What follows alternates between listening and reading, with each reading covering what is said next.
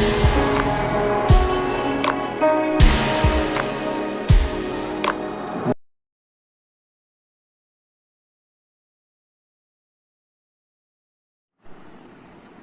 very happy good evening to all my dear students, and once again I welcome all of you to the new video lecture of the cognition chemistry. So students, in the last video lecture we were discussing about the central metal atom and the ligands. जैसा कि मैंने आपको ligands के बारे में बताया था कि वैसे एटम, मॉलिक्यूल या आयंस जो इलेक्ट्रॉन पेयर या फिर loan pair central metal atom को डोनेट करते हैं कॉम्प्लेक्स सॉल्ट बनाने के लिए, तो ऐसे एटम, मॉलिक्यूल या आयंस या फिर इन तीनों को मिलाकर हम कह रहे हैं स्पीसीज को हम लिगेंड्स कह रहे थे। मैं क्या बोला था स्टूडेंट, अगर आपको याद होगा तो ऐसे एटम, मॉलिक्यूल या आयंस मतलब ऐसे स्पीसीज जो लोन पेयर क्या करते हैं, लोन पेयर को डोनेट करते हैं। किसको डोनेट करते हैं? सेंट्रल मेटल एटम को डोनेट करते हैं। क्यों डोनेट करते हैं? कॉम्प्लेक्स सॉल्ट बनाने के लिए। तो वैसे डोनेट करने वाले स्पीसीज को हम लोग लिगेंड्स कहेंगे। और आज हम लोग स्टूडेंट लिगेंड्स को क्लासिफाई करने जा रहे हैं, डिवाइड करने जा रहे हैं। और डिवीजन का बेसिस क्या है, क्लासिफिकेशन का बेसिस क्या है, क्लासिफिकेशन का आधार क्या है, किस बेसिस पर आज हम लोग लिगेंड्स को डिवाइड करने जा रहे हैं। तो आज हम लोग लिगेंड्स को चार्ज के बेसिस पर क्लासिफाई करने जा रहे हैं या डिवाइड करने जा रहे हैं। तो आइए स्टूडेंट देखते हैं, चार्ज के बेसिस पर, चार्ज के आधार पर लिगेंड्स तीन टाइप में क्लासिफाई किया गया है, 3 टाइप्स में क्लासिफाई किया गया है। न्यूट्रल लिगेंड, अनायनिक लिगेंड और कैटायनिक लिगेंड। स्टूडेंट जो मैं फ्लो चार्ट अभी आपके व्हाइट बोर्ड पे बनाया हुआ हूं, इस पॉइंट्स को, इस फ्लो चार्ट को समझना बहुत जरूरी है, क्योंकि यही आपके आने वाले चैप्टर में आने वाले पोर्शन का बेसिक फाउंडेशन बनेगा, बेस बनेगा। हाँ जी, तो मैं कह रहा था कि चार्ज के बेसिस पर लिगेंड्स 3 टाइप के हो गए, 3 टाइप्स के हो गए, न्यूट्रल, अनायनिक और कैटायनिक लिगेंड। न्यूट्रल लिगेंड, आप खुद इसका डेफिनेशन सोचिए क्या होगा। न्यूट्रल का तो मतलब होता है नो चार्ज और लिगेंड का मतलब होता है लोन पेयर डोनर। मतलब वैसे एटम, मॉलिक्यूल या आयंस जो सेंट्रल मेटल एटम को लोन पेयर डोनेट करेंगे लेकिन उनके ऊपर कोई भी चार्ज नहीं होगा, तो ऐसे लिगेंड को हम लोग क्या कहें? Neutral ligand. No charge containing lone pair donor species, साफ साफ लिखा हुआ है। न्यूट्रल मतलब नो चार्ज कंटेनिंग और लिगेंड मतलब कल भी मैंने बताया था लोन पेयर डोनेटिंग स्पीसीज। और स्पीसीज मतलब क्या? एटम, मॉलिक्यूल और आयन तीनों को एक साथ स्पीसीज कहते हैं। स्टूडेंट जैसे बॉयज एंड गर्ल्स सभी को एक साथ मिला के स्टूडेंट मैं बोल रहा हूं, उसी तरीके से एटम, मॉलिक्यूल और आयन तीनों को मिला के एक साथ क्या बोलोगे आप? स्पीसीज बोलोगे। तो no charge containing and lone pair donating species are known as the neutral ligand। आप अनायनिक का मतलब बताओ, अनायनिक का मतलब आप क्या समझते हो? कौन सा चार्ज कंटेन करेगा?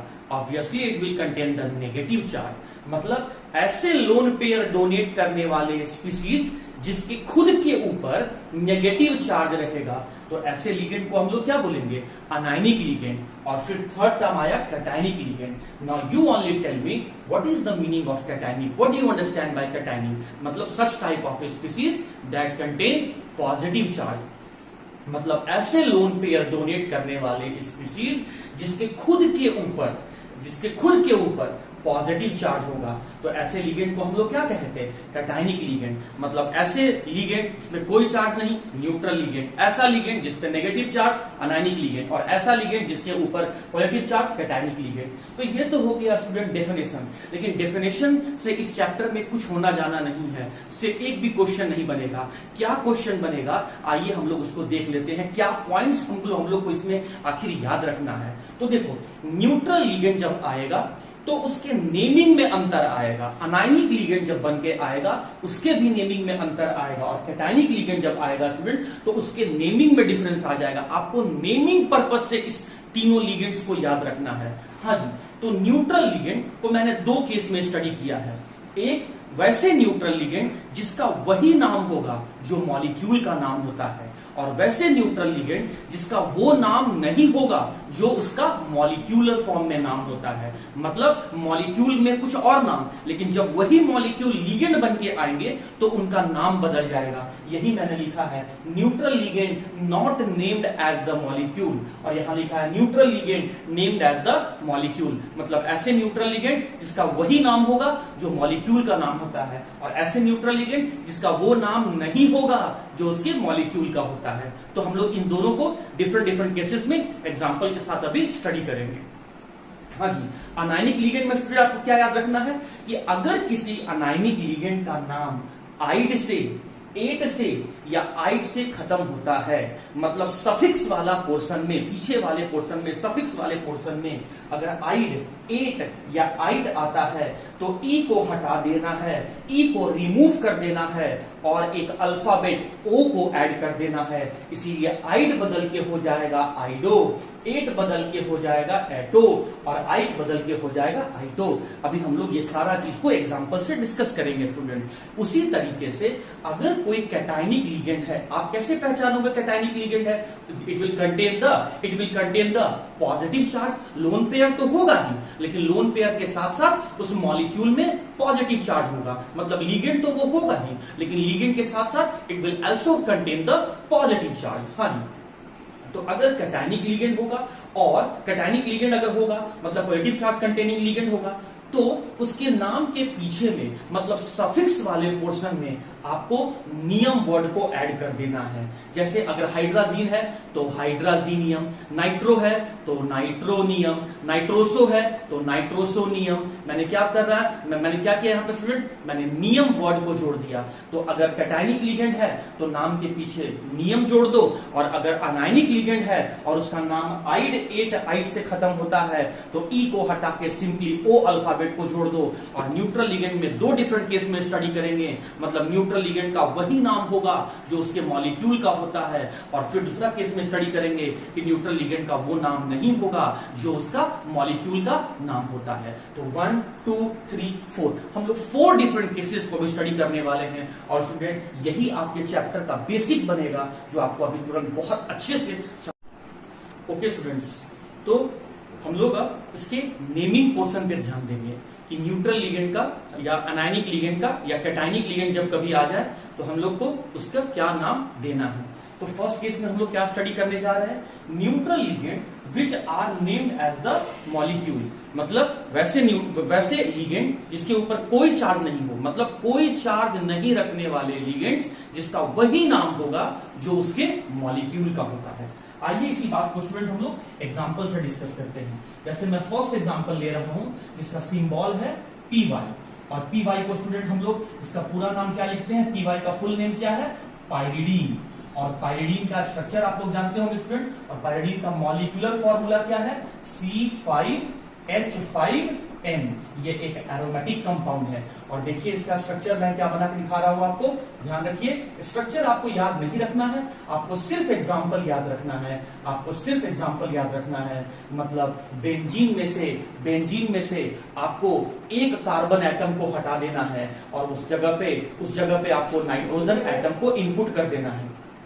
और आपको पता होना चाहिए कि जब आप यहाँ देखिए फॉर्मूला में भी लिखा हुआ है कि यहाँ पर कार्बन का नंबर 6 ना होके 5 है, मतलब रिंग के अंदर में से एक कार्बन को हटाइए और वहां पर नाइट्रोजन लगा दीजिए। उसके बाद स्टूडेंट क्या करता है, H5, मतलब आपको हर एक जगह पर एक एक हाइड्रोजन को ऐड करना है। और नाइट्रोजन के पास लोन पेयर है, यहाँ पे नाइट्रोजन के पास लोन पेयर है, और यही इसी लोन पेयर को ये सेंट्रल मेटल एटम को डोनेट करता है और कॉम्प्लेक्स सॉल्ट का फॉर्मेशन करता है। तो आप देख सकते हैं कि इस मॉलिक्यूल के ऊपर कोई भी चार्ज नहीं है, लेकिन लोन पेयर ये डोनेट कर रहा है सेंट्रल मेटल एटम को। तो सिंस ये लोन पेयर डोनेट कर रहा है सेंट्रल मेटल एटम को, इसीलिए ये लिगेंड हो गया और इसके ऊपर कोई चार्ज नहीं है, तो ये हो गया आपका न्यूट्रल लिगेंड। तो जब कभी भी अगर नोमेनक्लेचर वाले पोर्शन में इस चैप्टर में जब कभी भी पीवाई लिखा हुआ रहेगा तो आप तुरंत समझ जाएंगे कि ये पाइरिडीन है और ये न्यूट्रल लिगेंड है, मतलब नो चार्ज कंटेनिंग लिगेंड है। सेकेंड पॉइंट पे आ जाइए स्टूडेंट। सेकेंड पॉइंट कहता है आपका PH3P। देखिए PH is the symbol of phenyl और 3 का मतलब ट्राई, तो इसका पूरा नाम हो गया स्टूडेंट ट्राईफिनाइल। ट्राईफिनाइल 3 के लिए मैंने ट्राई कहा और pH के लिए मैंने फिनाइल कहा, ट्राइफिनाइल। स्टूडेंट ये तो आप जानते होंगे कि pH3 मॉलिक्यूल का नाम होता है फॉस्फीन, pH3 मॉलिक्यूल का नाम होता है फॉस्फीन। किया क्या गया है, तीनों हाइड्रोजन को हटाकर रिमूव करके 3 फिनाइल ग्रुप को ऐड कर दिया गया है, इसीलिए इस मॉलिक्यूल का नाम हो जाएगा triphenyl phosphine, triphenyl phosphine, triphenyl phosphine. और आपको पता होना चाहिए कि फास्फोरस के पास एक लोन पेयर होता है। तो अगर आप इसका स्ट्रक्चर देखेंगे स्टूडेंट, हालांकि स्ट्रक्चर का आपको जरूरत नहीं है, स्ट्रक्चर आपको याद नहीं रखना है, बट फिर भी मैं बता देता हूं। देखिए इस फास्फोरस के साथ 3 फिनाइल ग्रुप अटैच है, 3 फिनाइल ग्रुप अटैच है और एक लोन पेयर कंटेन कर रहा है, और ये लोन पेयर ही ये सेंट्रल मेटल एटम को डोनेट करता है कॉम्प्लेक्स सॉल्ट बनाने के लिए। तो सिंस ये जो मॉलिक्यूल है ये लोन पेयर डोनेट कर रहा है, इसीलिए इसको लिगेंड कहा गया है। और इस मॉलिक्यूल के ऊपर कोई भी चार्ज नहीं है, इसीलिए इसको हम लोग न्यूट्रल लिगेंड कहे हैं। और वैसा न्यूट्रल लिगेंड जिसका वही नाम है जो मॉलिक्यूलर फॉर्म में नाम होता है, इसीलिए ट्राइफिनाइल फॉस्फीन। और आज के बाद जब कभी भी pH3P लिखा हुआ रहे तो आप इसको ट्राइफिनाइल फॉस्फीन समझेंगे। और थर्ड जो कि सबसे इंपॉर्टेंट एग्जांपल है स्टूडेंट, और इसका नाम है, सिंबल है EN, और EN का पूरा नाम है ethylene, ethylene diamine, ethylene diamine. इसका मतलब क्या हो गया स्टूडेंट, 2 कार्बन। और आइलीन कब यूज करते हैं, आइलीन हम लोग अल्कीन के लिए यूज करते हैं, ऐसे हाइड्रोकार्बन के लिए यूज करते हैं जिसका जनरल फॉर्मूला क्या होगा स्टूडेंट आपका, CnH2n, CnH2n होगा, और वो अल्कीन मेंबर हो, अल्कीन फैमिली का मेंबर हो। तो ये आपका इथाइलिन लगा हुआ है, मतलब it is the common name of the alkyne. और फिर क्या करता है, इस इथाइलिन के साथ 2 एमीन ग्रुप को जोड़ना है, मतलब 2 NH2 ग्रुप को जोड़ना है। तो एक NH2 ग्रुप को मैं टेल वाले कार्बन पर ऐड कर देता हूं, और एक NH2 ग्रुप मतलब एमीन ग्रुप को मैं हेड वाले कार्बन पर अटैच कर दिया। कार्बन के वैलेंसी को पूरा करने के लिए हम लोग यहां पर हाइड्रोजन को ऐड कर देते हैं। आप देख सकते हैं इस कार्बन का 2 वैलेंसी सेटिस्फाइड है और 2 वैलेंसी अभी भी सेटिस्फाइड नहीं है, तो इसलिए मैं यहाँ पर 2 हाइड्रोजन ऐड किया, और सिमिलरली यहाँ भी मैं 2 हाइड्रोजन ऐड किया। आपको पता होना चाहिए स्टूडेंट कि नाइट्रोजन के पास एक लोन पेयर होता है, नाइट्रोजन के पास एक लोन पेयर होता है। सिंस ये लोन पेयर डोनेट कर रहा है सेंट्रल मेटल एटम को कोऑर्डिनेट बॉन्ड बनाने के लिए, इसीलिए हम इस मॉलिक्यूल को लिगेंड कहे हैं। और ये ऐसा लिगेंड है जिसमें इस मॉलिक्यूल में किसी भी एटम के ऊपर कोई चार्ज नहीं है, इसीलिए ये न्यूट्रल लिगेंड है। तो स्टूडेंट आप एग्जामिनेशन पॉइंट ऑफ व्यू से आप ये 3 एग्जाम्पल को, 3 न्यूट्रल लिगेंड को जरूर याद रखेंगे, जहां PY का नाम पाइरिडीन है और डोनर एटम इसमें नाइट्रोजन है, pH3P का नाम ट्राइफिनाइल फॉस्फीन है और डोनर एटम इसमें फास्फोरस है। और EN बहुत इंपॉर्टेंट है, ये कई बार आएगा, वेरी वेरी इंपॉर्टेंट, जितना मैं स्टार लगाऊं उतना कम स्टूडेंट, ये चैप्टर में हर दिन आएगा और कई बार आएगा। EN का पूरा नाम है इथाइलिन डाइएमीन, इसका स्ट्रक्चर ये रहा स्टूडेंट, और देख सकते हैं इसमें डोनर एटम आपका नाइट्रोजन है और इसीलिए लिगेंड कहा गया है। तो neutral ligand which are named as the molecule, मतलब उसका वही नाम होगा जो मॉलिक्यूल का नाम होता है। तो उम्मीद करता हूं कि केस 1 आपको समझ।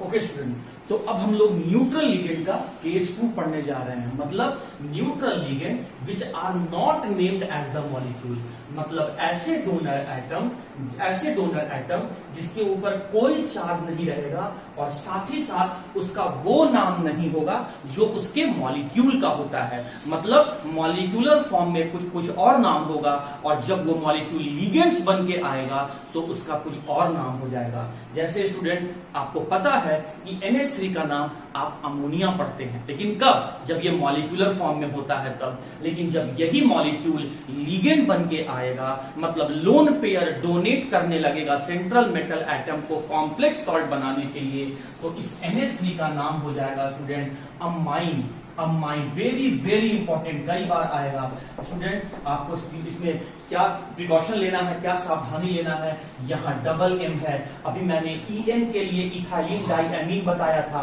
लेकिन वहां पर AMINE है, यहाँ सिंगल एम, वहां सिंगल एम था क्योंकि वहां पर NH2 ग्रुप था, इसीलिए अमाइन मैंने यूज किया था, सिंगल एम था। लेकिन ये NH3 है और यहाँ आप डबल एम यूज करेंगे। ये कई बार स्टूडेंट मिस्टेक करते हैं, इसलिए मैं बार बार बोल रहा हूं ऐसा मिस्टेक आप नहीं करना।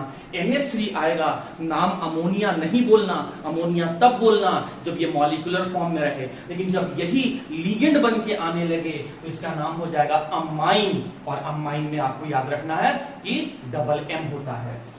मैंने इसको लिगेंड क्यों बोला, क्योंकि इस मॉलिक्यूल में जो डोनर एटम है वो नाइट्रोजन है, because it contain lone pair. Since nitrogen donate its lone pair to the central metal atom and hence it behave as the ligand, but this ligand does not contain any charge and so it has been categorized under the neutral ligand category। हाँ student, आइए आप देखिए, ये रहा आपका H2O, और बहुत अच्छे से आप लोग इसका नाम जानते हैं कि इसका नाम वाटर होता है। लेकिन जब यही वाटर मॉलिक्यूल लिगेंड की तरह बिहेव करने लगेगा, मतलब सेंट्रल मेटल एटम को लोन पेयर डोनेट करेगा कॉम्प्लेक्स सॉल्ट बनाने के लिए, मतलब जब ये मॉलिक्यूल कॉम्प्लेक्स सॉल्ट बनाने लगेगा तो इसका नाम वाटर नहीं होगा स्टूडेंट, इसका नाम हो जाएगा एक्वा। एक्वा, एक्वा बहुत इंपॉर्टेंट है, मैं उसी एग्जांपल को डिस्कस कर रहा हूं जो चैप्टर में नंबर ऑफ टाइम्स आपको डिस्कस करना होगा या पूछा जाता है, एक्वा। और डोनर एटम कौन है स्टूडेंट यहाँ पर, ऑक्सीजन। उसके बाद स्टूडेंट कार्बन और ऑक्सीजन, यहां भी कई स्टूडेंट क्या मिस्टेक करते हैं, एक कार्बन को कैपिटल लेटर में लिख देते हैं और ऑक्सीजन को स्मॉल लेटर में लिख देते हैं। तो this symbol indicates the metal cobalt, it is not a carbon monoxide, it is the symbol of cobalt। तो आपको ध्यान क्या रखना है स्टूडेंट कि कार्बन और ऑक्सीजन ये जो दो अल्फाबेट हैं, इसमें दोनों अल्फाबेट का साइज जो है आपको सेम रखना है। हाँ जी, तो चलिए, अगर वैसे ये मॉलिक्यूलर फॉर्म में था, मतलब जब ये लिगेंड की तरह बिहेव नहीं कर रहा था, मतलब जब ये कॉम्प्लेक्स सॉल्ट नहीं बना रहा था, तो हम लोग इसी मॉलिक्यूल को कार्बन मोनोऑक्साइड के नाम से जानते थे। लेकिन जब ये मॉलिक्यूल लिगेंड बन जाएगा, मतलब सेंट्रल मेटल एटम को लोन पेयर या इलेक्ट्रॉन पेयर डोनेट करने लगेगा, या जब ये मॉलिक्यूल कॉम्प्लेक्स सॉल्ट बनाने लगेगा, तो इस मॉलिक्यूल का नाम कार्बन मोनोऑक्साइड नहीं होगा, इसका नाम कार्बोनिल हो जाएगा। ध्यान रखना, बहुत इंपॉर्टेंट एग्जांपल है, कार्बोनिल हो जाएगा। और ध्यान रखने वाली बात, इसमें भी डोनर एटम आपका ऑक्सीजन होता है।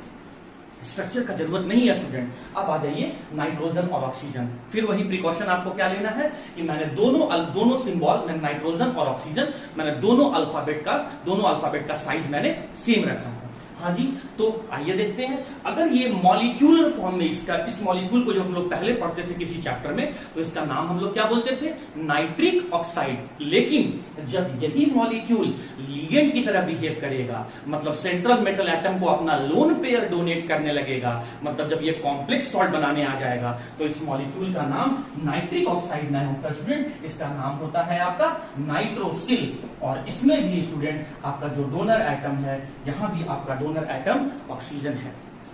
तो आपको स्टूडेंट ध्यान रखना है, कई केस में यहाँ पर डोनर एटम नाइट्रोजन भी होता है जो मेटल को इलेक्ट्रॉन डोनेट करता है। तो दोनों केस संभव है स्टूडेंट, यहाँ दोनों केस का पॉसिबिलिटी है, नाइट्रोजन भी इलेक्ट्रॉन डोनेट कर सकता है और ऑक्सीजन भी इलेक्ट्रॉन को डोनेट कर सकता है। मोस्ट कॉमनली यहाँ पर नाइट्रोजन ही अपना लोन पेयर डोनेट करता है because of the greater size of the nitrogen atom. खैर मैं आपको उतना डेप्थ में अभी लेके नहीं जा रहा हूं, आपको तो सिर्फ एग्जांपल याद रखना है कि जब आपका NH3 आएगा तो आज के बाद क्या नाम पढ़ोगे, अमाइन। H2O आ जाएगा तो क्या नाम पढ़ोगे, एक्वा। CO आ जाएगा तो क्या नाम पढ़ोगे, कार्बोनिल। और NO आ जाएगा तो क्या नाम पढ़ोगे, नाइट्रोसिल। इसमें डोनर एटम कौन है, नाइट्रोजन। इसमें डोनर एटम कौन है, ऑक्सीजन। इसमें भी डोनर एटम कौन है, ऑक्सीजन। और इसमें डोनर एटम कौन है, नाइट्रोजन और ऑक्सीजन, दोनों डोनर एटम की तरह बिहेव कर सकता है। और इसको मैंने लिगेंड क्यों बोला, क्योंकि ये लोन पेयर डोनेट कर रहा है। और लिगेंड में भी मैं न्यूट्रल लिगेंड क्यों बोला, because these donor atom does not contain any charge. तो न्यूट्रल लिगेंड का हम लोग दोनों केस। ओके स्टूडेंट्स, तो हम लोग बहुत इंपॉर्टेंट सेगमेंट डिस्कस कर रहे हैं, और वो थर्ड सेगमेंट जो हम लोग अभी डिस्कस कर रहे हैं वो है आपका अनायनिक लिगेंड। और इतनी देर में आप समझ चुके होंगे कि लिगेंड वर्ड का मतलब क्या होता है, lone pair donor to the central metal atom for the complex salt such type of species are known as the ligand. और जब लोन पेयर डोनर स्पीसीज के ऊपर मतलब जब लीगेंड के ऊपर नेगेटिव चार्ज आ जाएगा तो ऐसे लीगेंड को हम लोग अनायनिक लीगेंड में कैटेगराइज करेंगे। और आप देख सकते हैं जितने भी मैंने यहाँ पर लीगेंड लिखा है उन सभी में नेगेटिव चार्ज है और इसीलिए ये अनायनिक लीगेंड है। लेकिन स्टूडेंट डेफिनेशन से यहाँ काम नहीं चलेगा, आपको इसके नेमिंग पोर्शन पर ध्यान देना है। ये एक ऐसा पोर्शन है जो पूरे चैप्टर का सबसे स्ट्रॉन्ग बेस है।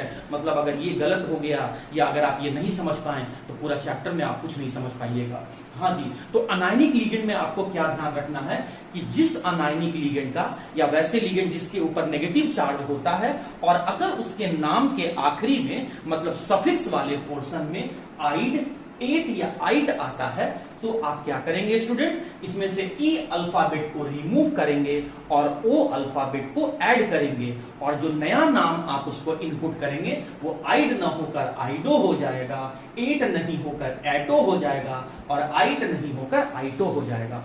कई बुक्स क्या करते हैं, ये पूरा तीनों अल्फाबेट को यहां से हटा देते हैं। आइड में से आई डी ई तीनों को हटाकर ओ इनपुट कर देते हैं। एट में से ए टी ई तीनों अल्फाबेट को हटाकर ओ ऐड कर देते हैं। आइट को हटाकर ओ ऐड कर देते हैं। मतलब तीनों अल्फाबेट को आप हटा सकते हैं या सिर्फ ई को हटा सकते हैं। आइए इसी बात को मैं एग्जांपल से डिस्कस करता हूं। जैसे स्टूडेंट Cl- का नाम क्या हो जाएगा, क्लोराइड। Cl- का नाम क्या होता है, क्लोराइड। लेकिन देखिए नेगेटिव चार्ज होने के कारण से ये अनायनिक लीगेंड है और इसके नाम के आखिरी में सफिक्स वाले पोर्शन में सॉरी आइड आ रहा है तो हम लोग क्या करेंगे, ई अल्फाबेट को रिमूव करेंगे और यहां पर ओ इनपुट कर देंगे तो इसका नाम क्या हो जाएगा, क्लोराइडो। लेकिन कई बार कुछ बुक्स में ऐसा भी लिखा होता है कि आई, डी और ई तीनों अल्फाबेट को रिमूव किया गया और इसका नाम हो जाता है स्टूडेंट क्लोरो। तो दोनों सही है, क्लोराइडो भी सही है और क्लोरो भी सही है, दोनों नाम आप यूज कर सकते हैं। सिमिलरली Br- का नाम क्या है स्टूडेंट, ब्रोमाइड। ब्रोमाइड Br- का नाम क्या है, ब्रोमाइड। आप देख सकते हैं ये अनायनिक लीगेंड है और इसके नाम के सफिक्स में आपका IDE है तो क्या करोगे आप, ई को रिमूव करो ओ से, ई को रिमूव करो ओ से और इसका नाम क्या हो गया स्टूडेंट, इसका नाम हो गया ब्रोमाइडो। कई बुक क्या करते हैं, ये आई, डी और ई इस तीनों अल्फाबेट को हटाकर ओ ऐड कर देते हैं और इसका नाम हो गया स्टूडेंट ब्रोमो। एक बार फिर से समझो, देखो आई माइनस को आप क्या पढ़ते हो, आयोडाइड। क्या ये अनायनिक लीगेंड है, yes, because it contains the negative charge. And why it is considered as the ligand, because it is donating a lone pair to the central metal atom for the formation of complex salt. हाँ जी, तो negative charge है इसीलिए anionic ligand में consider किए। आई minus को वैसे हम लोग बाकी चैप्टर में क्या पढ़ते हैं, इस आयंस का नाम क्या है, आयोडाइड।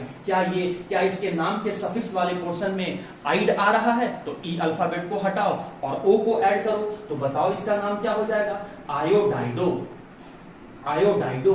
या कई सारे बुक्स ऐसे लिखते हैं स्टूडेंट, ये IDE तीनों अल्फाबेट को हटा दिए और इसका नाम क्या हो गया, आइडो। आइडो।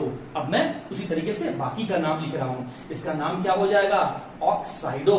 देखो स्टूडेंट सही दोनों है लेकिन मोर करेक्ट आपका ये वाला पहला वाला है, क्लोराइडो, ब्रोमाइडो, आयोडाइडो, ऑक्साइडो। और N3- का नाम क्या है, देखो नेगेटिव आते ही आपको यहां पर याद रखना स्टूडेंट कि जब कभी भी किसी के ऊपर भी नेगेटिव चार्ज आता है तो नाम के पीछे अपने आप आइड ऐड हो जाता है। जैसे N के लिए तुम क्या बोले थे, नाइट्रोजन। नेगेटिव आया तो क्या बोल दिए, नाइट्राइड। नाइट्राइड तो इसका नाम हो गया और नाइट्राइड अगर इसका नाम है तो ई को हटाओ, देखो नाइट्राइड नाम है तो ई को हटा दो और ओ को जोड़ दो तो इसका नाम क्या हो गया, नाइट्राइडो। नाइट्राइडो, नाइट्राइडो। हाँ जी, इसका नाम क्या हो गया, हाइड्रोक्साइड। लेकिन ई को हटाओ और इसका नाम क्या हो गया, हाइड्रोक्साइडो। हाइड्रोक्साइड है ना इसका नाम और नाम के पीछे में कौन सा अल्फाबेट आ रहा है, ई आ रहा है तो ई को हटा दो और ओ को ऐड कर दो, नाम क्या हो जाएगा, हाइड्रोक्साइडो। अब मैं आता हूं 8 वाले पर। अगर किसी अनायनिक लीगेंड का नाम 8 से खत्म होता है मतलब सफिक्स वाले पोर्शन में 8 आता है तो आप क्या करो, उस 8 में से ई अल्फाबेट को हटा दो और ए और ओ अल्फाबेट को ऐड कर दो और नाम में एटो लगा दो। जैसे स्टूडेंट SO42- का नाम क्या होता है, सल फेट, सल्फेट। क्या इसके नाम के पीछे में 8 आ रहा है? क्या ये अनायनिक लिगेंड है? हाँ जी, नेगेटिव चार्ज कंटेन कर रहा है, इसीलिए अनायनिक लिगेंड है। और नाम के पीछे में आपको 8 लगा हुआ है, तो ई को यहां से रिमूव करो और इसका नाम हो जाएगा आपका एटो, मतलब सल्फेटो, PO4 3-। देखिए स्टूडेंट, आपने जूनियर क्लासेस में क्या पढ़ा था कि पॉलीऑक्सी अनायन मतलब एक से ज्यादा ऑक्सीजन एटम नेगेटिव चार्ज के साथ रहे तो उसके नाम के पीछे में आप 8 या 8 लगाओ। मोर नंबर ऑफ ऑक्सीजन है तो 8 लगाओ, लेस नंबर ऑक्सीजन है तो 8 लगाओ, ऐसा आपने पढ़ा था। क्या यहां पर मोर देन 1 ऑक्सीजन एटम है, नेगेटिव चार्ज है तो 8 लगा सकते हो। तो इसका नाम आप क्या पढ़ के आ रहे हो? फॉस्फेट।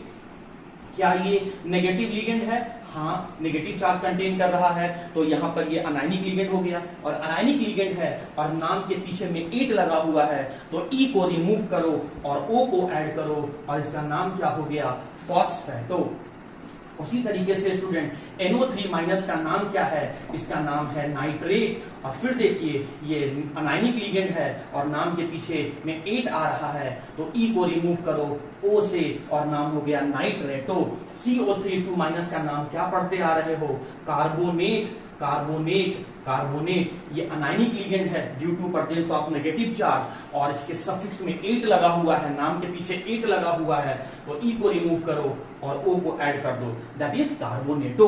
तो स्टूडेंट, नाम से भी आप पहचान सकते हो कि लिगेंड किस नेचर का है। देखो, अगर नाम के पीछे में ओ अल्फाबेट आ रहा है तो आप इसको अनायनिक लिगेंड में कंसीडर कर सकते हो। मैं इसमें कुछ और एग्जांपल डिस्कस करता हूं, बट आप याद रखना, क्लोराइडो, ब्रोमाइडो, आयोडाइडो, ऑक्साइडो, नाइट्राइडो, हाइड्रोक्साइडो, सल्फेटो, फॉस्फेटो, नाइट्रेटो, कार्बोनेटो। मैं कुछ और एग्जांपल इसमें। अब जो मैं अनायनिक लिगेंड का एग्जांपल डिस्कस करने जा रहा हूं, ये बहुत इंपॉर्टेंट एग्जांपल है। क्यों ये इंपॉर्टेंट एग्जांपल है? क्योंकि ये आपके क्वेश्चंस में नंबर ऑफ टाइम रिपीट होते हैं। हाँ जी, तो आइए पहले मैं यहां से स्टार्ट करता हूं।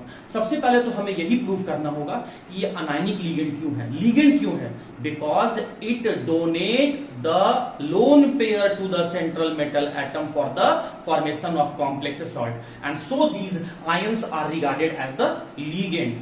Now, why they are considered as the anionic ligand? Because they contain the negative charge and so they are considered as the anionic ligand. अब बात आया स्टूडेंट कि आखिर इसके नोमेनक्लेचर में क्या चेंजिंग करना होगा। यूपैक सिस्टम इसके नेमिंग में क्या रूल दिया है, और रूल कहता है कि आइड, एट और आइट अगर सफिक्स के रूप में यूज होता है, मतलब नाम के पीछे आता है, तो just simply remove the E and add the alphabet O, और you can completely remove the word ide, ate, ide by the alphabet O, मतलब पूरा आइड, एट, आइड को हटाकर ओ ऐड कर दो। जैसे स्टूडेंट SO3 2- का नाम होता है सल्फाइड, सल्फाइड, सल्फाइड। और आप देख सकते हैं कि इसके ये जो अनायनिक लिगेंड है, इसके लास्ट में सफिक्स वाले पोर्शन में आइड आ रहा है, तो आप ई को रिमूव करो, ई को रिमूव करो और ओ ऐड कर दो, तो इसका नाम क्या हो गया? सल्फाइटो। अब स्टूडेंट, अब आप इस पे आ जाओ। आप बहुत अच्छे ढंग से जानते हो कि नाइट्रोजन के पास लोन पेयर होता है और ऑक्सीजन के पास नेगेटिव चार्ज भी है। हाँ जी, तो इसमें दोनों का दोनों डोनर एटम प्रेजेंट है, मतलब नाइट्रोजन भी डोनेट कर सकता है और ऑक्सीजन भी डोनेट कर सकता है, लेकिन एट ए टाइम, मतलब एक समय में कोई एक ही डोनेट करेगा, और जिसको और जो डोनेट कर रहा है उसका नाम आपको लिखना पड़ेगा। जैसे स्टूडेंट ध्यान देना, कंफ्यूजिंग है, ध्यान देना प्लीज, बहुत इंपॉर्टेंट है। स्टूडेंट NO2- का नाम क्या था? Nitrite, nitrite. और इसमें क्या किया गया? अनायनिक लिगेंड है और नाम के पीछे आइट आ रहा है, तो रूल कहता है ई को हटाकर ओ को जोड़ दो, या पूरा आइट को हटाकर ओ को जोड़ दो। तो यहां पर ये आइट को मैंने हटाया, तो इसका नाम हो गया नाइट्रो। लेकिन डोनर एटम कौन है यहां पर? नाइट्रोजन है। होने को तो डोनर एटम दोनों है, लेकिन जो आगे लिखा हुआ होता है वही सेंट्रल मेटल एटम को डोनेट कर रहा है। मतलब इस केस में नाइट्रोजन जो है वो सेंट्रल मेटल एटम को लोन पेयर डोनेट कर रहा है कॉम्प्लेक्स सॉल्ट बनाने के लिए। तो जो डोनेट कर रहा है उसका नाम लिखना होता है, तो नाइट्रो एन, इस मॉलिक्यूल का नाम हो जाएगा nitro N. Why nitro N is written in this name? In this name because in this anionic ligand the both nitrogen and oxygen has the lone pair, but in this case in this case nitrogen is donating its lone pair to the central metal atom. तो जो donate कर रहा है उसको आपको indicate करना होगा, ये नाम बता रहा है कि इस नाइट्रो में नाइट्रोजन ही अपना लोन पेयर डोनेट कर रहा है सेंट्रल मेटल एटम को। फिर वही बात, इसका भी नाम स्टूडेंट वही है नाइट्रो, इसका भी नाम नाइट्रो है, लेकिन इस केस में कौन डोनेट कर रहा है, ऑक्सीजन डोनेट कर रहा है, तो इसका नाम हो जाएगा नाइट्रो ओ, नाइट्रो ओ।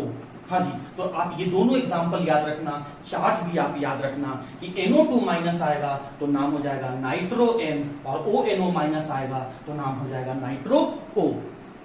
उसी तरीके से स्टूडेंट ये भी ऐसा दो एग्जांपल और आप देखिए, इसका नाम है थायोसाइनेट, SCN का नाम है थायोसाइनेट, थायोसाइनेट, थायोसाइनेट, थायोसाइनेट। फिर वही बात, थायोसाइनेट है तो आप देख रहे हैं अनायनिक लिगेंड है और नाम इसका 8 से खत्म हो रहा है, तो मैंने क्या किया, E को हटाया और O को ऐड किया, तो नाम क्या हो गया, थायोसाइनाइटो। और आपको पता है स्टूडेंट कि नाइट्रोजन के पास लोन पेयर भी होता है, तो नाइट्रोजन के पास भी इलेक्ट्रॉन को सेंट्रल मेटल एटम को डोनेट करने के लिए लोन पेयर है, और सल्फर के पास भी नेगेटिव चार्ज है। नेगेटिव चार्ज का मतलब क्या होता है, अ टोटल ऑफ 2 इलेक्ट्रॉन, जिसमें से एक इलेक्ट्रॉन उसके खुद का है और एक किसी से गेन करके लाया है। तो सल्फर भी डोनेट कर सकता है और नाइट्रोजन भी डोनेट कर सकता है, मतलब इस आयनिक स्पीसीज में दो डोनर एटम है जो लिगेंड्स की तरह बिहेव कर रहे हैं। लेकिन अभी कौन डोनेट कर रहा है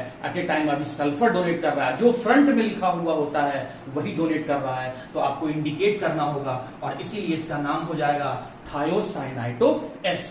एग्जैक्टली देखिए सेम है, दोनों का फॉर्मूला सेम है, लेकिन आगे में फॉरवर्ड में फ्रंट साइड में कौन लिखा हुआ है, नाइट्रोजन, मतलब इसमें कौन डोनेट कर रहा है अपना lone pair central metal atom को, नाइट्रोजन, और इसीलिए स्टूडेंट इसका नाम हो जाएगा थायोसाइनाइटो N। बहुत बहुत इंपॉर्टेंट है, very very important. First, second, third, fourth, ये 4 एग्जांपल आप बिल्कुल नहीं भूलना।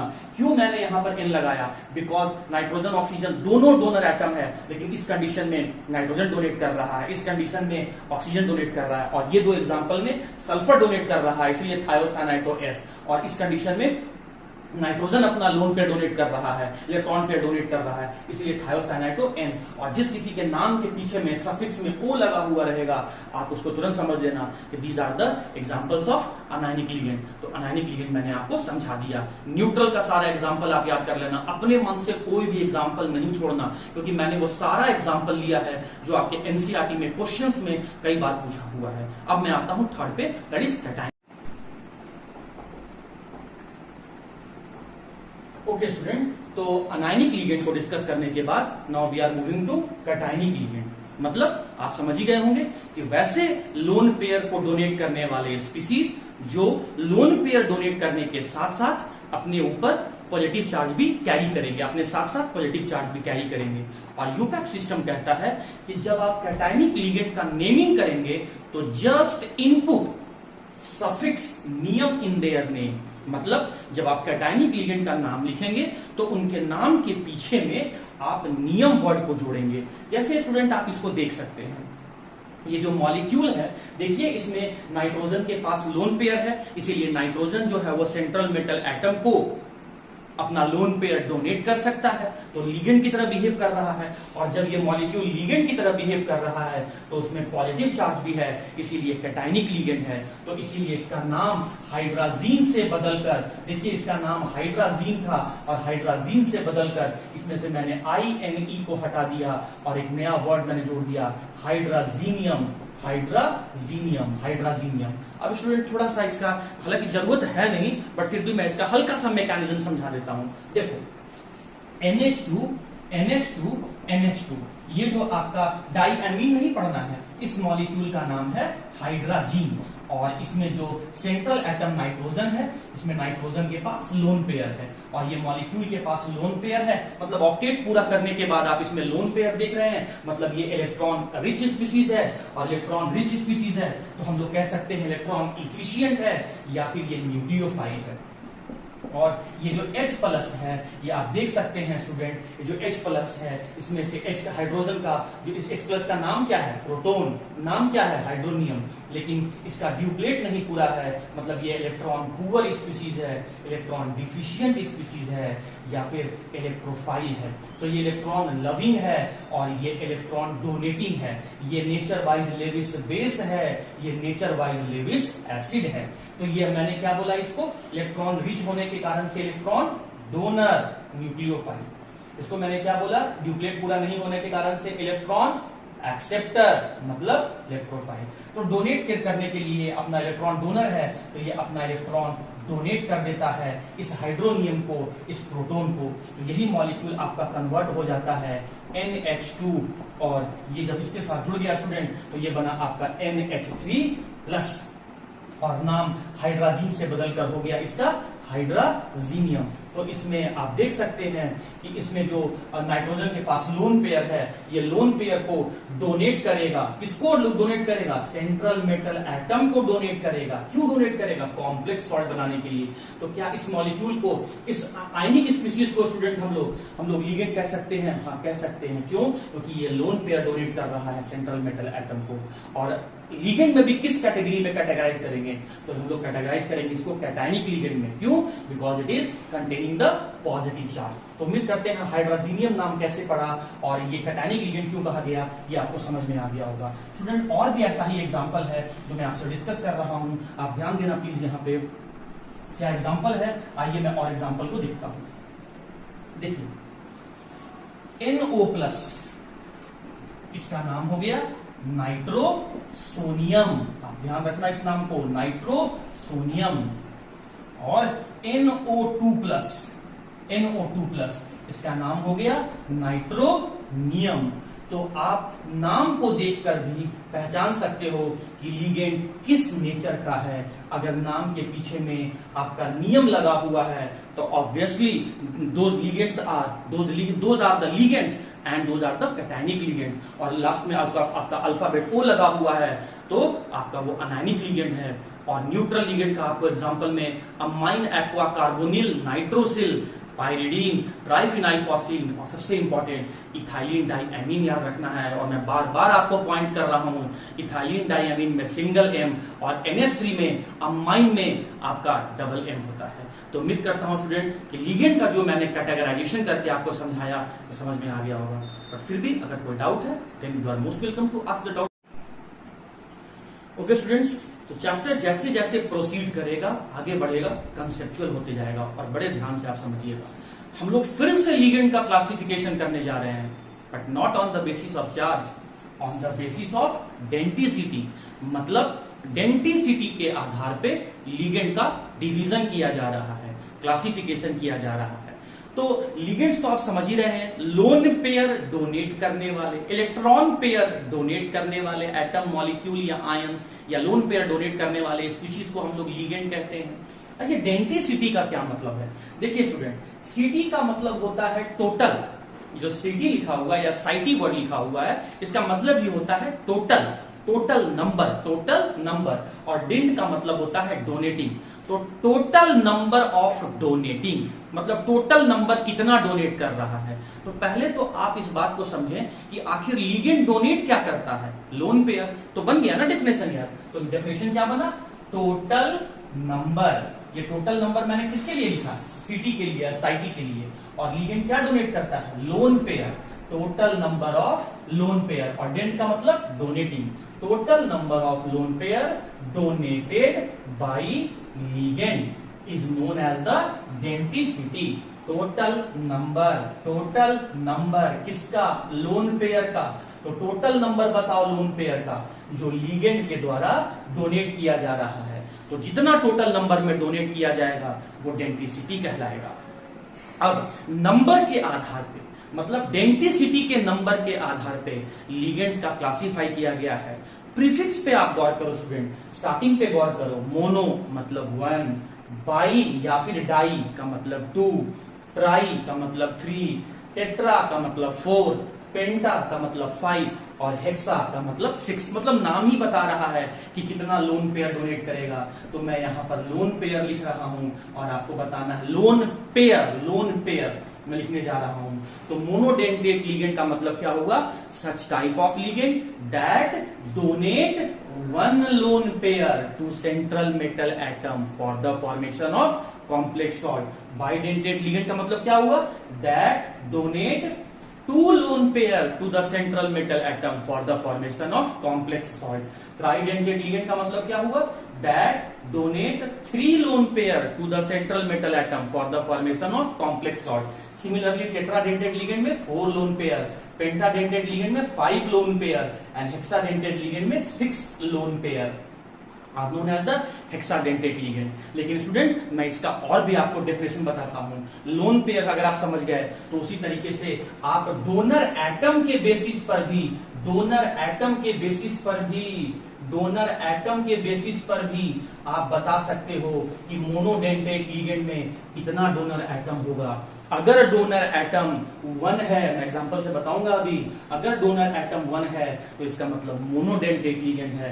अगर डोनर एटम 2 है तो बाइडेंटेट या डाइडेंटेट लिगेंड है। डोनर एटम 3 है मतलब 3 डोनेट करने वाले एटम हैं उस मॉलिक्यूल में, 3 एटम ऐसे हैं जो डोनेट करेंगे लोन पेयर को, तो ट्राइडेंटेट लिगेंड। डोनेटिंग एटम 4 है तो टेट्राडेंटेट लिगेंड। डोनेटिंग एटम 5 है तो पेंटाडेंटेट लिगेंड और डोनेटिंग एटम 6 है तो हेक्साडेंटेट लिगेंड। और आपको पता होगा स्टूडेंट कि मेटल जो है वो लोन पेयर को एक्सेप्ट करता है और लिगेंड जो है वो लोन पेयर को डोनेट करता है। मतलब मेटल जो है वो एक्सेप्टर होता है और लोन पेयर जो है वो डोनर होता है। और आप छोटे से क्लास में 11th में पढ़े होंगे कि जब कंपोनेंट्स डोनर और एक्सेप्टर हैं तो डोनर एक्सेप्टर के बीच में आपका कोऑर्डिनेट बॉन्ड का फॉर्मेशन होता है। जैसे कैटायन और अनायन के बीच में आयनिक बॉन्ड का फॉर्मेशन होता है, कर्नेल और वैलेंस इलेक्ट्रॉन के बीच में मेटालिक बॉन्ड का फॉर्मेशन होता है।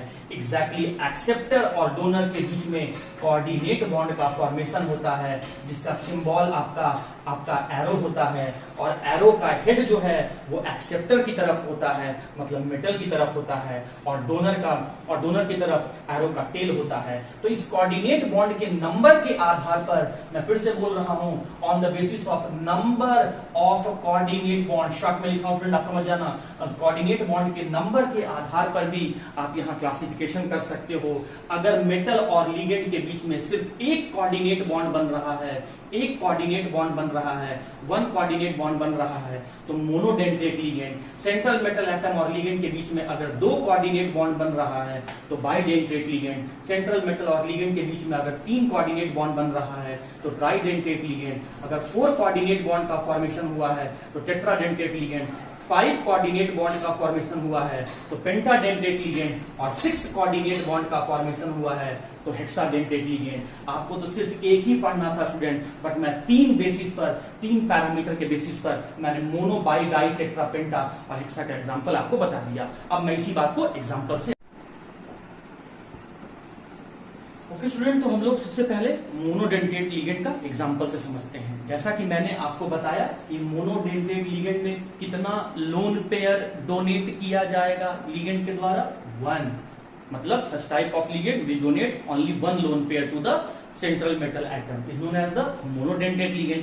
और एक लोन पेयर डोनेट किया है तो कोऑर्डिनेट बॉन्ड भी कितना बनेगा स्टूडेंट? 1। अच्छा, उसमें डोनर एटम भी कितने होंगे? 1।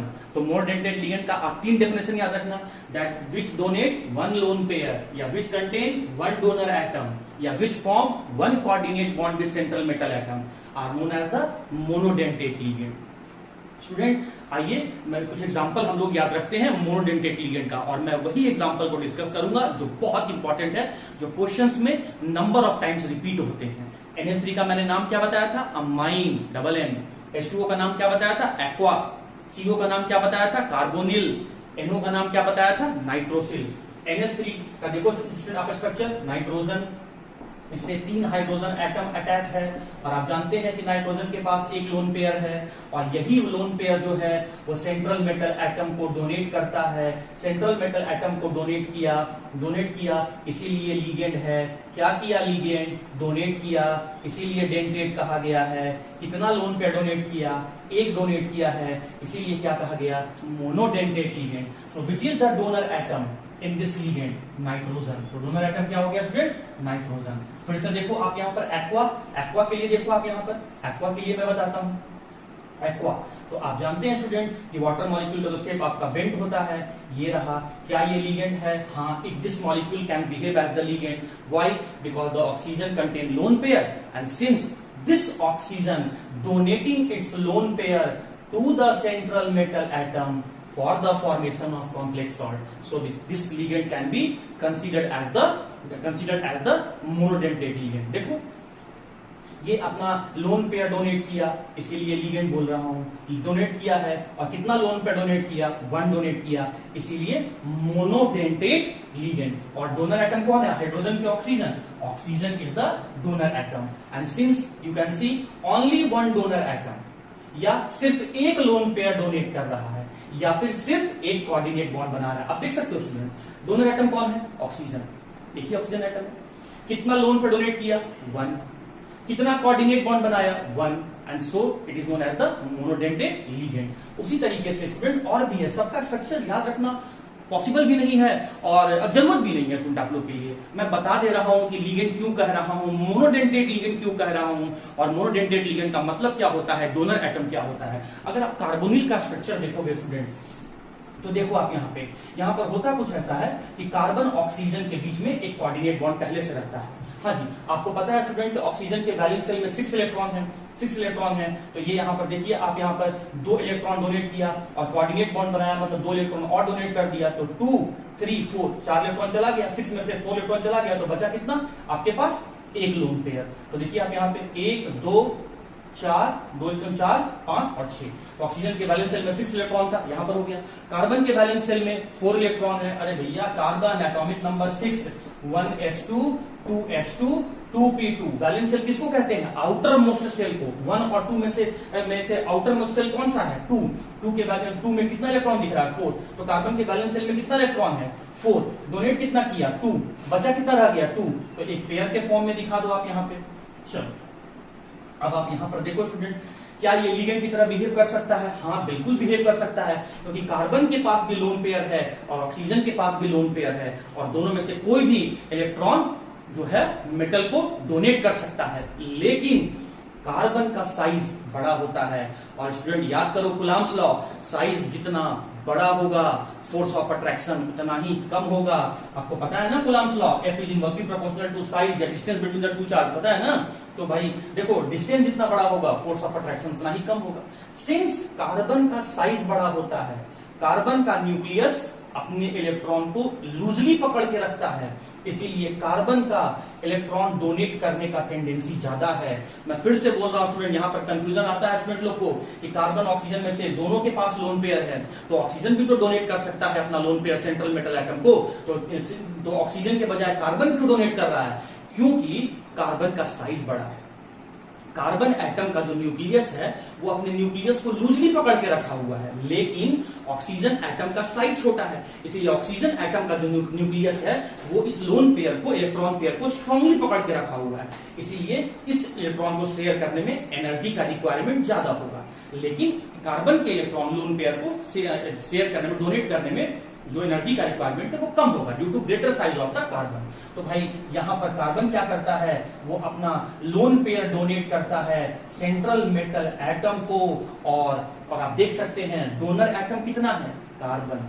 कितना लोन पेयर डोनेट किया? 1। कितना कोऑर्डिनेट बॉन्ड बनाया? 1। So this carbonyl ligand is known as the monodentate ligand and the donor atom is carbon. Similarly student यहां भी आपका ये जो नाइट्रोसिल है, यहां भी आपका सेम कंडीशन है, जो आप जानते हैं बहुत अच्छे ढंग से कि नाइट्रोजन ऑक्सीजन के दोनों डोनेट कर सकता है, लेकिन साइज बड़ा किसका है? नाइट्रोजन का। कौन इजिली डोनेट कर सकता है? कम एनर्जी के साथ कौन इजिली डोनेट कर सकता है?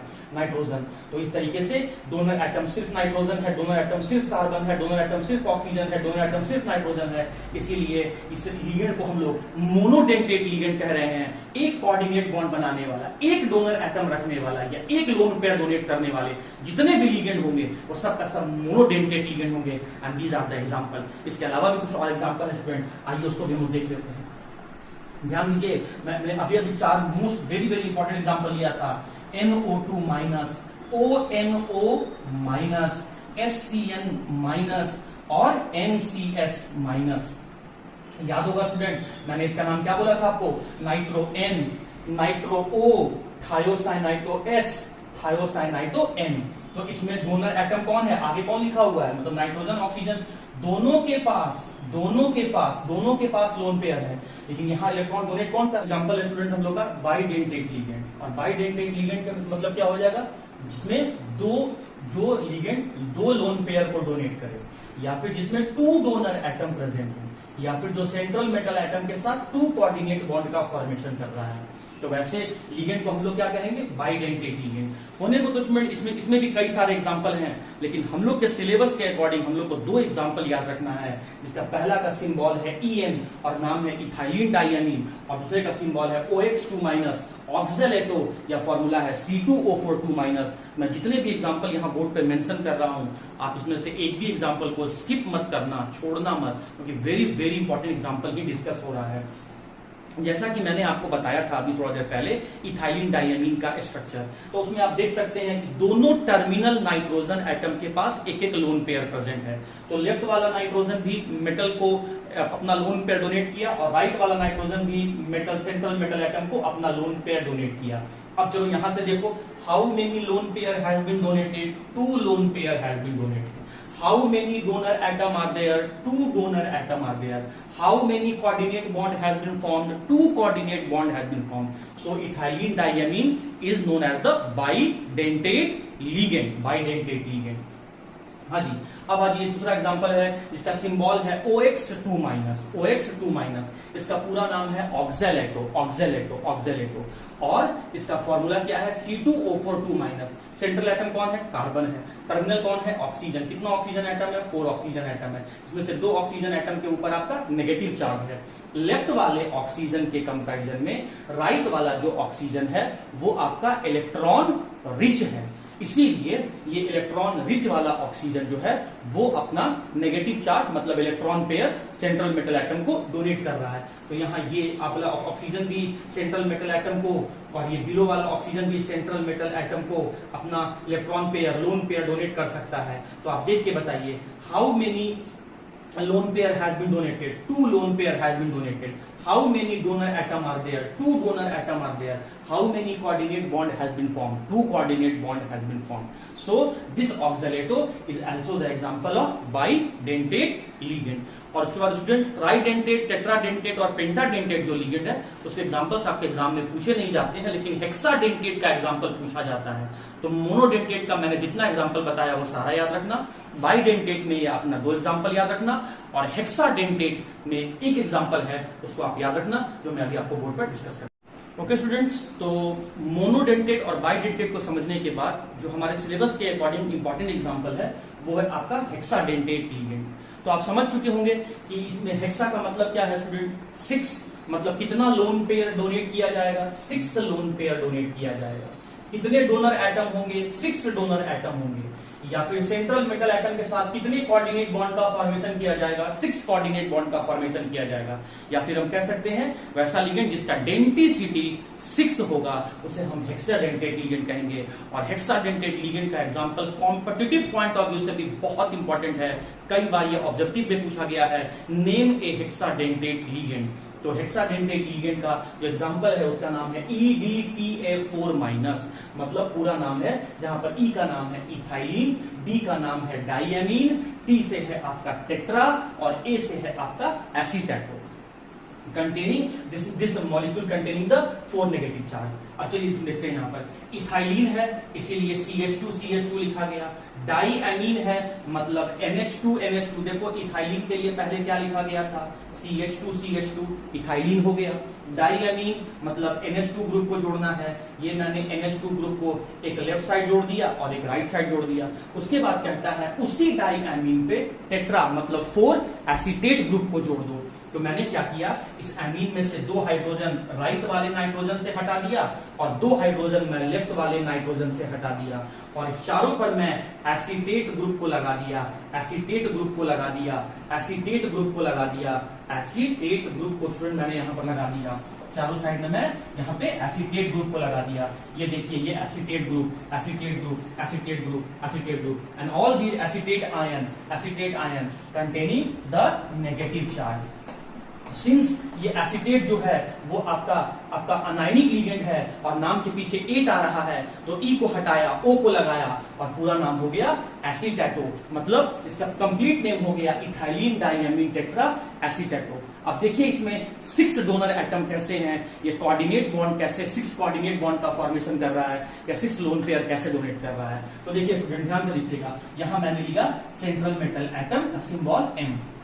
नाइट्रोजन के पास लोन पेयर है इसीलिए ये भी कोऑर्डिनेट बॉन्ड बनाया, राइट वाले नाइट्रोजन के पास लोन पेयर है इसलिए ये भी कोऑर्डिनेट बॉन्ड बनाया। अब देखो इस एसीटेटो वाला पोर्शन में ऑक्सीजन के पास नेगेटिव चार्ज है और नेगेटिव का मतलब ए टोटल ऑफ 2 इलेक्ट्रॉन, तो ये जो राइट बिलो में लिखा हुआ ऑक्सीजन है ये भी कोऑर्डिनेट बॉन्ड का फॉर्मेशन किया। ये आपका टॉप में राइट टॉप में जो आपका ऑक्सीजन है जिसके ऊपर नेगेटिव चार्ज है ये भी कोऑर्डिनेट बॉन्ड का फॉर्मेशन किया। लेफ्ट वाले में आ जाओ, लेफ्ट बिलो में जो ऑक्सीजन है उसके पास भी नेगेटिव चार्ज है मतलब वो भी अपना लोन पेयर डोनेट करेगा सेंट्रल मेटल एटम को और कोऑर्डिनेट बॉन्ड बनाएगा।